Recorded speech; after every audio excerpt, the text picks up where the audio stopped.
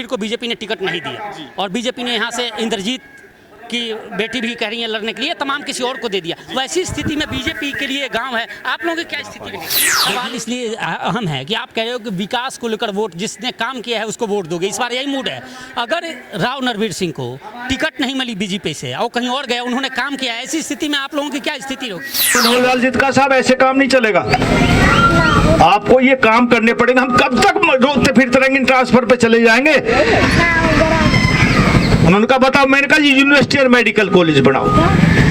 तो मुझे याद है संक्रांत के दिन वो घर आए थे, 5 साल में एक ही बार आए, मैंने बुलाया दोबारा, वो अपना आप ही आ गए। तो मैंने कहा जी यूनिवर्सिटी का आप हाँ भरोसे कर दो। तो मैंने कांकरोला यूनिवर्सिटी बनवाई और खेड़ की माजरा बादशाहपुर में है मेडिकल कॉलेज बन के तैयार हो गया। 2019 में ना लड़ा, अब क्या चुनाव लड़ूंगा मैं, तो इसलिए आपसे हाथ जोड़ के प्रार्थना करने आया हूँ कि भाई मेरा ख्याल करियो। बिल्कुल नरवीर को जिताएंगे। क्यों नरवीर को क्यों जिताओगे? वो काम करता है अगला। अगर बीजेपी ने टिकट नहीं दिया नरवीर को तो फिर भी जिताएंगे। अच्छा हाँ। मतलब वोट नरवीर को, बीजेपी को नहीं ना।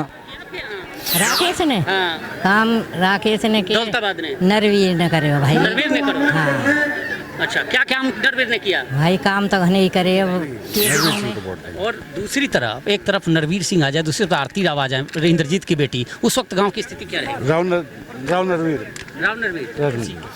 नरवीर ने काम किया है आपके? राव नरवीर ने 2014 से 19 तक हमारे वो विधायक थे, उन्होंने काफी अच्छे काम तो नहीं किए।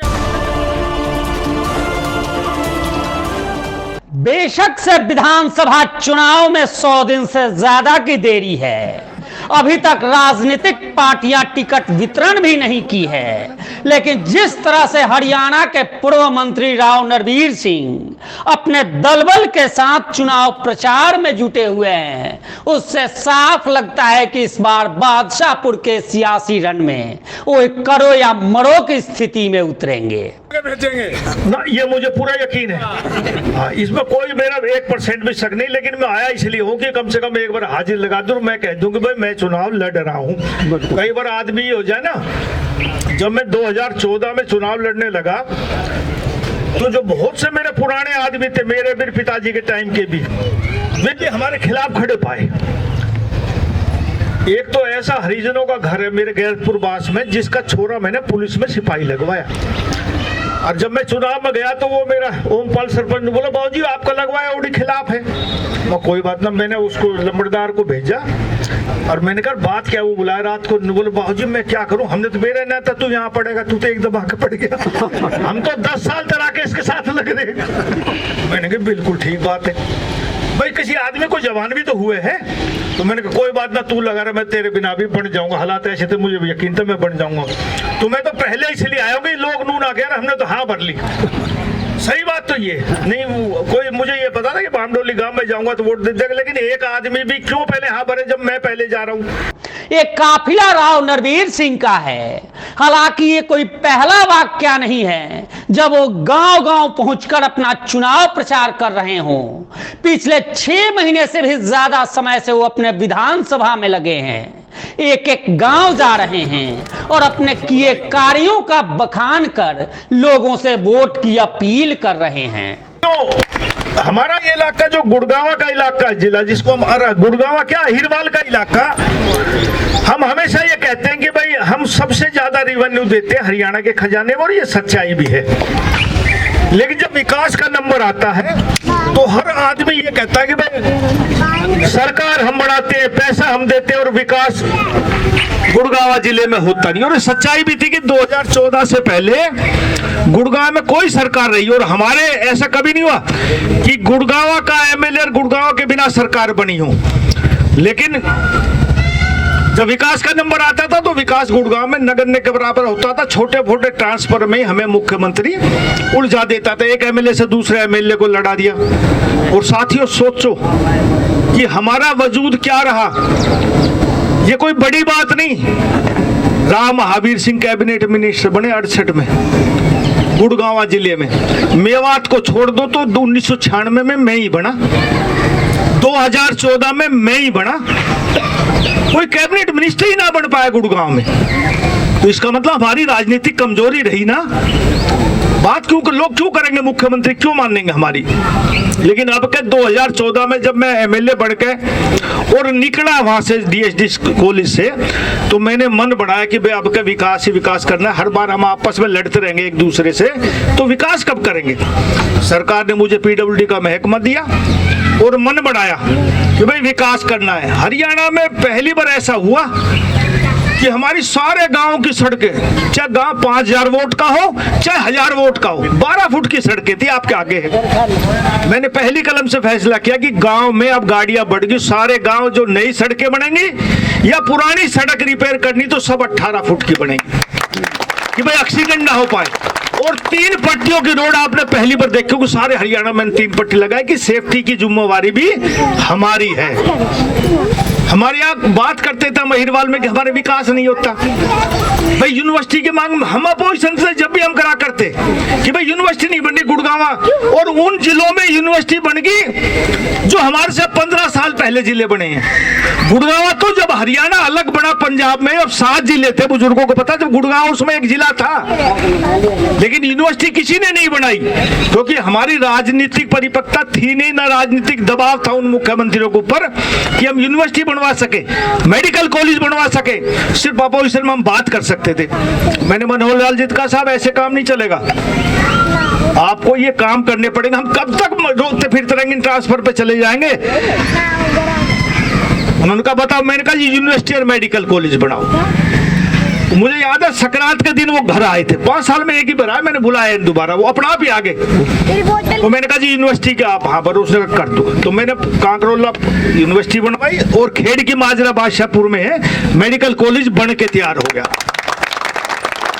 भाई बादशाहपुर एलिवेटेड वो रोड किसी ने मांगा नहीं, किसी गांव ने, किसी ने सोचा भी नहीं होगा। मैंने कहा यार हमने यदि अपना एक सिविल लाइन मुझे मकान से और बादशाहपुर में यदि सुख दुख में जाना पड़े तो आधा घंटा राजीव चौक में लगता था, आप याद करो उन दिनों को।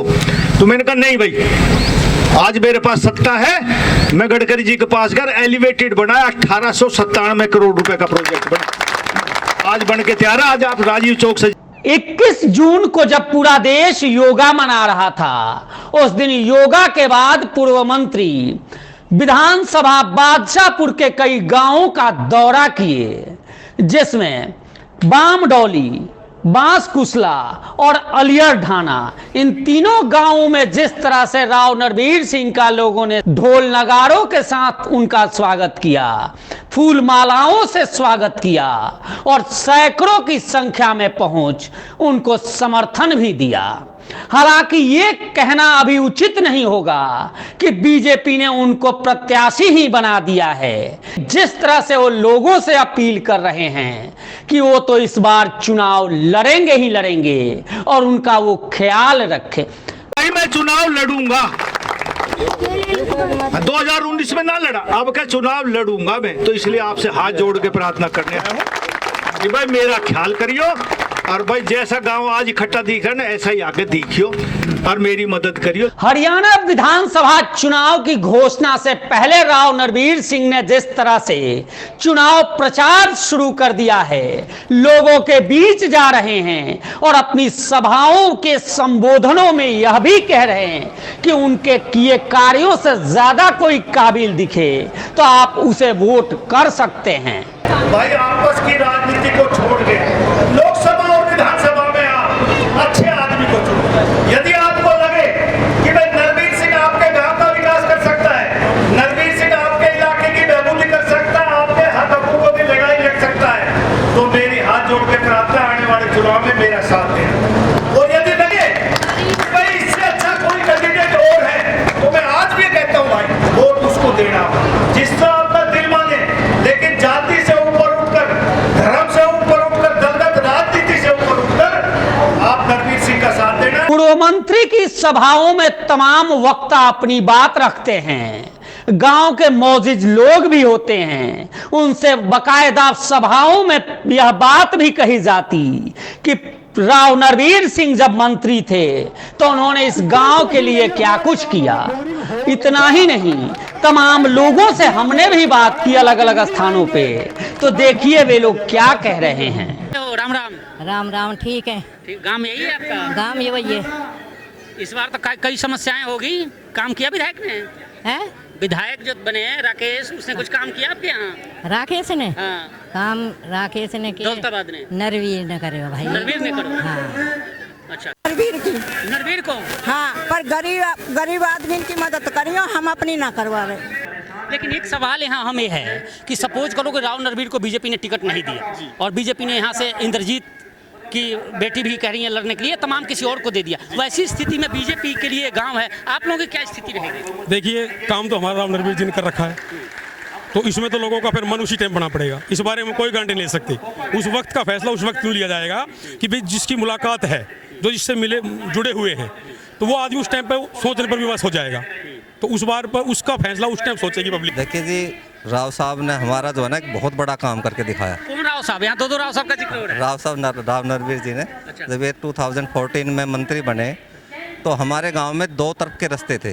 जो सर उन्होंने बता दिया है मुझे। अभी एक काम बता दो जो काम आप जो चाहते हो। हमारा मेजर काम आज के टाइम में जी पानी, पीने की पानी, पीने के पानी, वाटर लॉगिंग, वो जो है बाहर का पानी, नहरी पानी गांव में आना बहुत ज़रूरी है। अच्छा। वाटर लेवल बहुत ज़्यादा डाउन हो गया है और हमें पानी चाहिए। तो पिछले इतने सालों से राव इंद्रजीत सांसद रहे, वो भी राव साहब हैं, उन्होंने कुछ काम नहीं किया आपके यहाँ? नहीं, अब मैं राजनीति के ज़्यादा तो नहीं कहना चाहूँगा। सवाल राजनीति का है और राजनीति की बात होगी, क्योंकि जब आप कह रहे हो तो। नहीं, हमारे लिए तो राव इंद्रजीत सिंह ने भी बहुत काम किए हैं जी। हमारे तो क्षेत्र में जो नेता आए हैं अच्छे नेता हैं, सभी ने काम करा है, ऐसे बात नहीं। आप कह रहे हो कि विकास को लेकर वोट, जिसने काम किया है उसको वोट दोगे, इस बार यही मूड है। अगर राव नरवीर सिंह को टिकट नहीं मिली बीजेपी से और कहीं और गया, उन्होंने काम किया, ऐसी स्थिति में आप लोगों की क्या स्थिति होगी? वो देखेंगे समय आने पर। खुल के नहीं बोल रहे हो कुछ? नहीं, मैं अच्छा, हंस के ही काम चला दे रहे हो। मैं कई लोगों से बात किया, वो कह रहे हैं कि जिसने विकास किया है इस बार वोट उसी को। नरवीर ने काम किया है आपके? राव नरवीर ने 2014 से 19 तक हमारे वो विधायक थे, उन्होंने काफ़ी अच्छे काम किए। किए। तो नहीं कह रहे हो कि बगल में सभा हो रही है इसलिए आप ऐसा कह रहे हो? ना मैं किसी पॉलिटिकल पार्टी से हूँ, ना कुछ और हूँ, इसी गांव का एक साधारण नागरिक हूँ और मुझे पता है कि मेरे गांव में किसने क्या कुछ किया, क्योंकि आज मेरी उम्र 38 साल हो रही है, कोई बच्चा तो मैं हूँ नहीं। इसीलिए कह सकता हूँ कि राव नरवीर जी ने 14 से 19 या उससे पहले वो जब भी रहे होंगे, उन्होंने अच्छे काम किए हैं। अब सवाल यहाँ लोगों के जहन में ये है कि अगर नरवीर सिंह को मान लो टिकट न मिले और यहाँ से राव इंद्रजीत सिंह की बेटी आरती राव आ जाए बीजेपी से, या फिर कोई भी और धनखड़ भी मांग रहे हैं या कोई भी XYZ आ जाए, वैसी स्थिति में आप लोगों की क्या स्थिति रहेगी? देखो जी, मैंने वहाँ पे भी बताया था, जंगल के में शेर एक ही होकर है और बादशाहपुर विधानसभा का महत्व ही राव नरवीर तय है। तो उसमें राव इंद्रजीत सिंह की लड़की आओ या कोई अन्य आदमी आओ, कोई फर्क नहीं पड़ेगा। आज़ाद सफ़ेद झंडा तड़ा आ जाइए तो जिता देंगे। 10 साल से बीजेपी सरकार है, 10 साल में बीजेपी ने क्या किया? नरवीर ने मंत्री ने यहाँ क्या किया था? उसने जब तो पहले बहुत कुछ कर दिया था। पहले ही हुई है, बड़ा पहले ही हुई है ये चीज़ें सारी। अच्छा, इस 5 साल में नहीं हुआ ना, वोट हम उसको देंगे नरवीर साहब को। अच्छा, क्यों नरवीर को? वो क्यों? आज तक काम जो है 70 साल में नहीं हुआ था, वो नरवीर साहब ने जो है अपने 5 साल के दौरान में बहुत कुछ करके दिखा दिया। टिकट बंटवारे से पहले ही राव नरवीर सिंह का ये ऐलान कि वो चुनाव लड़ेंगे, निश्चित तौर पर राजनीतिक गलियारों में कई समीकरणों को हवा दे रहा है। फिलहाल आपका सुझाव क्या है, आप कमेंट कर जरूर बताइए और चैनल को लाइक और सब्सक्राइब जरूर कीजिए। धन्यवाद, नमस्कार।